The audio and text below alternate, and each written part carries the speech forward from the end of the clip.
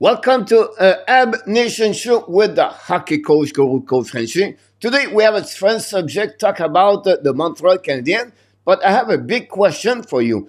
Should the Canadiens wait or not? And I'm going to give you a different situation, and I will love you guys leave me a comments below the video what the Montreal Canadiens should do to become a better team, a short term or a long term.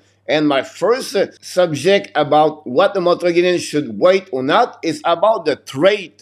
A couple of rumors around the Montreal Canadiens talking about to add a specific player the last couple of weeks from Martin Necess for Patrick Lane, Kaliev or Kako. Remember, they have a big rumor for the Winnipeg Jets, not for Nicolas Heller, but for McCarty. Bad news for the St. Louis Blues because they are possible to lose Tony Krok maybe for the season. So with that situation, can the Blues are willing to make a trade right away? The targeting of a trade with the Montreal Canadiens is honestly the defenseman with Barron, Harris, Jekai, Cooley, Mayu, Reinbacher. But what are the value of each one of them? Which defenseman would you like the Montreal Canadiens trade to get a prospect or a specific player in return? This is a big question before you accomplish a trade to really know the value of each one of them.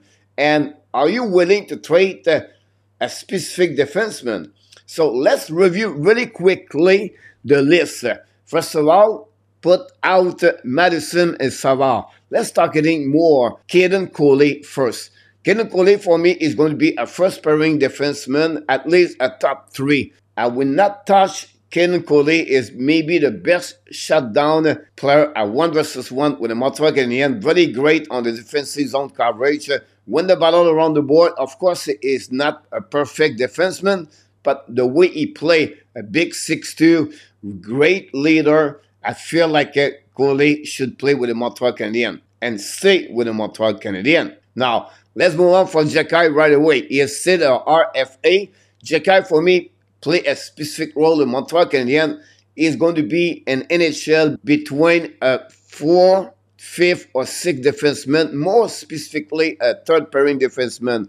Physical, big body, 6'4". We know what he already accomplished with the Montreal Canadiens. I think a long-term, Jekai have a role inside of the top 6 with the Montreal Canadiens. Now, if you want to talk about the Lane Hutson, Hutson is a unicorn. Yeah, nobody like Hutson with the Montreal Canadiens. And I feel like he should not be traded. He should be stayed with the Montreal Canadiens. His value, it will be a top pairing defenseman in NHL, compared like Quinn Hughes. For David Reinbacher, draft by Montreal Canadiens, 5th overall pick. Reinbacher still going to become a top 3 pairing with the Montreal Canadiens. Is another players I will not trade, I will wait. Same situation with Logan Mayu, 31st overall pick. Mayu is another defenseman, giant, another 6'3", play very well on the offensive side of the game. The puck is in offensive side zone. Mayu is really where you're going helping the Montreal Canadiens a long term. You need to become better on the battle 1v1 or on his cap control. Is more important thing for about Mayu for me is his decision, his option passing example, have a better vision, a better IQ. Still believe Mayu, it will be in my opinion, a second pairing defenseman in NHL, play a big role on the power play and, of course, on the PK at some level. Now, the next defenseman we're going to talk about is Justin Barron. Barron, he was traded for Likonen, never reached his full potential. He was drafted 25th overall pick by the Colorado Avalanche a couple of years ago. Play in and out with the Montreal Canadiens, go to Laval Rocket. Every time he get a call up, play well. He's another offensive-oriented defenseman. Great on the first pass. He can carry on the puck very well. He's good on the transition. He can put the puck in the net. That's where he is really his skill. Obviously, not physical, and obviously not very great on defensive zone coverage. If you look about those defensemen, you can add Adam Engstrom, drafted by Montreal, 92 overall pick. Engstrom is going to start the season with the Laval Rocket. It will be his first year professional in North America. I like his size, 6'2". For me, he could become a second pairing defenseman or a third pairing defenseman with the Montreal Canadiens. I will not put him on the trade market. I will wait to see the development of Engstrom in the next 2 seasons with the Laval Rocket. And of course, at some point, maybe can get called up by the Montreal Canadiens. Put this all together. Should the Montreal Canadiens trade or not for the next couple of weeks, a month, or wait until next year? For me, I will maybe trade if the return is really good at long term with the Montreal Canadiens. And like I mentioned to you, some rumor with Netches or Lane or Kaliev or Kako. I feel like today I want to talk about the possible Montreal Canadiens should trade for McCarty or Snuggerud. And there are 2 players play on the national USA team together a couple years ago. McCarty, he was a pick by the Winnipeg Jets, 14 overall pick from Jimmy Snuggerud. He was drafted 23rd overall pick.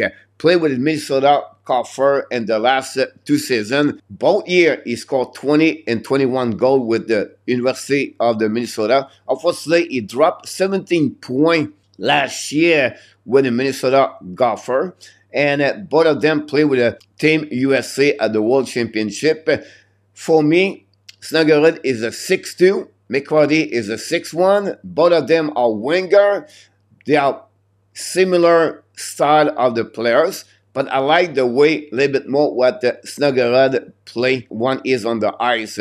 Win more the battle, maybe a bit more better skater, and is bigger at the end of the day. Montreal looking, of course, to add bigger winger at long term. What are the ice setting for both? For me, is a second line and definitely going to be a third line. Both of them returning an NCAA for the 3rd time. This is a red flag for who? For the Winnipeg Jets and the St. Louis Blues.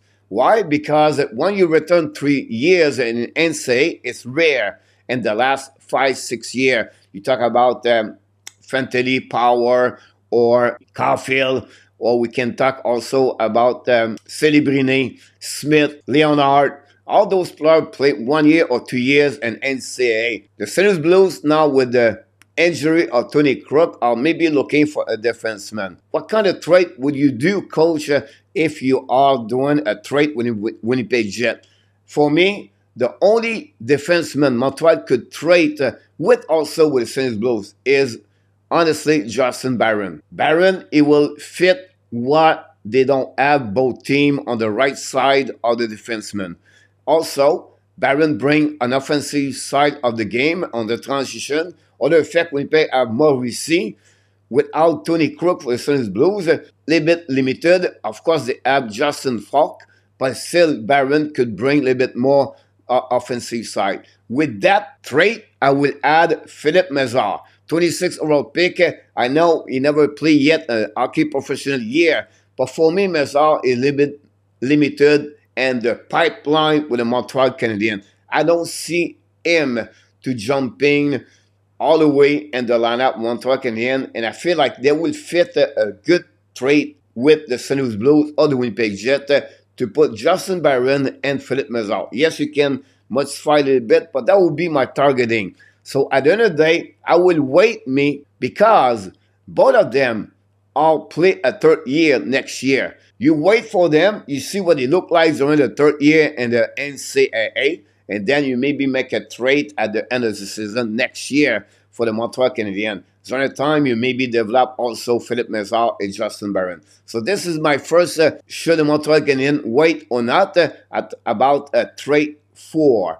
My second subject is about David Reinbacher. And the reason I want to talk about David Reinbacher is because for me, is it better for him to start at Laval or in Montreal? What the Montreal Canadiens should do with David Reinbacher? 5th overall pick, we know he has only 11 points last year with the team Clouden and 35 games. Have a really bad year on injuries, and the situation with Claudin was not great. He came back to finish the year with a Laval Rocket and 11 games, have 2 goals and 3 assists for a total of 5 points. He played a ton of minutes and used very well by Jean-François Aude.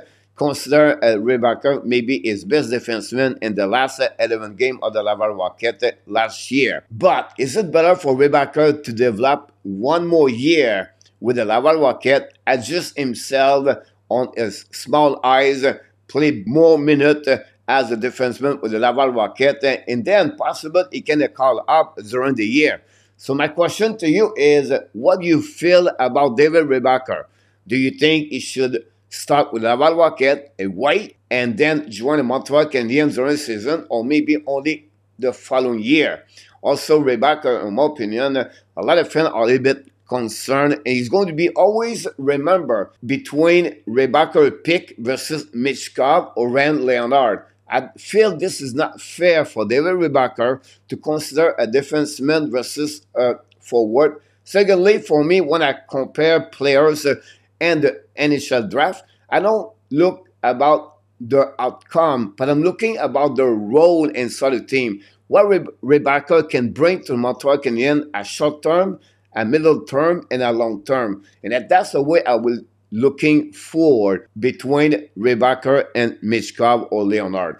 So we'll be interested what the Montreal Canadiens are going to do with David Reinbacher. But again, I still believe it would be better for his development to stay one more year with the Laval Rocket and see at the end what it will be David Reinbacher if he can call up by the Montreal Canadiens. We have a couple of news about Evan Demidov. But first of all, guys, what is my question? Should he wait or not? For me, it's between the CSKA and the Montreal Canadiens.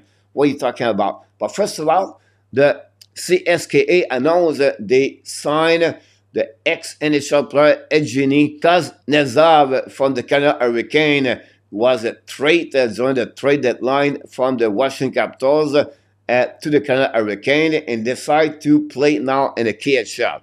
So what the biggest situation for Demidov, but now he lost another spot inside the team.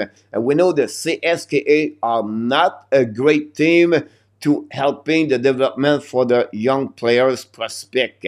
And Demidov could be at the 4 line or it could be held to scratch. I think this is not a great situation for the development of Demidov. Now, they can send him down to the VHL, but they cannot loan Demidov to any other team inside of the KHL like they did with Michkov. The best scenario is the Montreal Canadiens make a deal to bring right away Demidov.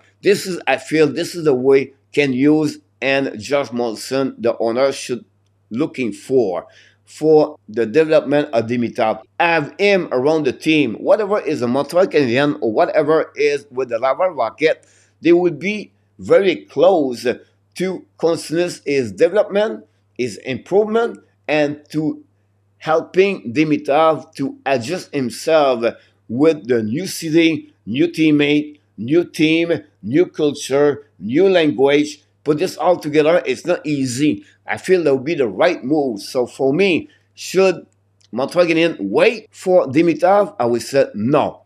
Move quicker, faster, and better for the development of Evan Demidov. Couple news about Lane Hutson. And I'm talking about Lane Hutson, guys. The situation for him for the upcoming season. I feel he's going to start the season with the Montreal Canadiens. So no problem for should Montreal Canadiens wait?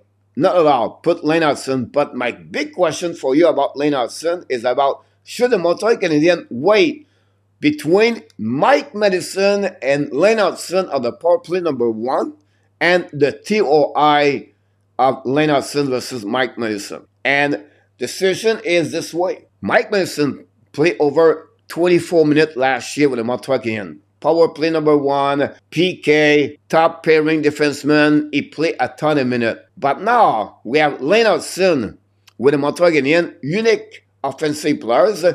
Carrying the puck, transition is great. He's unicorn. You cannot find any player like Lane Hutson in NHL. Sorry to hear that. I know you're going to tell me, Coach, he's only 5'10", 160.